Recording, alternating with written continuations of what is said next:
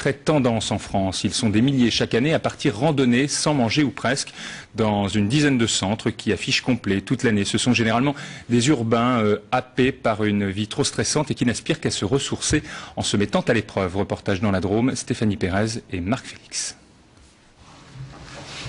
Les légumes sont bien cuits, ont bien trempé. Ça a l'air bon et délicieux. C'est l'heure du bouillon. Tous les soirs, le rituel est immuable.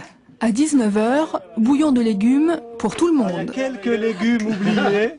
Pas franchement réjouissant, et pourtant c'est tout ce que ces vacanciers d'un genre particulier vont absorber pendant une semaine. Dans un gîte tranquille, en pleine Drôme provençale, loin de tout, ils sont venus jeûner.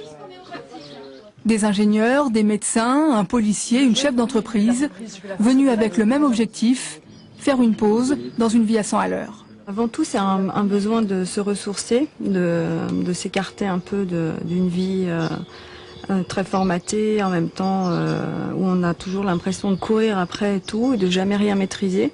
Et donc là, c'est une manière de reprendre la maîtrise sur soi-même. Moi, j'ai l'impression de rien arrêter dans le temps qui passe. Je me lève le matin, c'est déjà le soir. J'en ai pas profité. Je mange comme un sagouin. Voilà. Donc là, c'est clair que c'est un moment unique, franchement. Le lendemain matin, randonnée pour tout le monde. 5 à 6 heures par jour. Marcher le ventre vide, le concept ne fait pas frémir ces adeptes du dépassement de soi. Au contraire, le sport les conforte dans leur quête d'un corps purifié.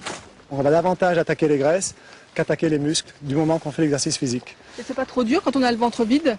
De faire de la marche? Non, pas plus que ça. Non. Ce qu'on remarque, c'est que les gens qui sont sportifs continuent à être sportifs le ventre vide, et les gens qui ne sont pas sportifs continuent à ne pas être sportifs le ventre vide. Les 3 premiers jours sont les plus difficiles.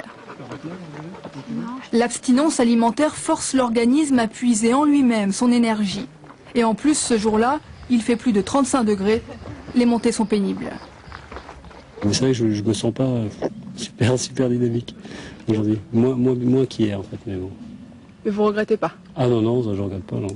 Non, puis globalement je me sens peut-être plus serein.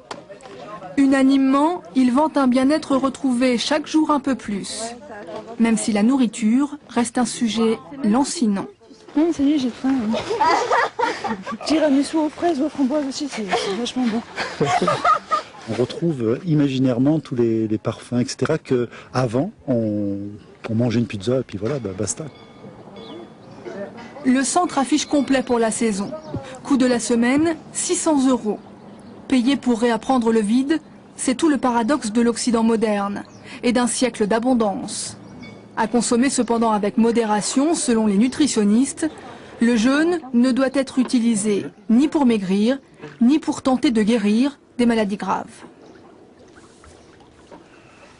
Pour ceux qui n'ont pas la chance de randonner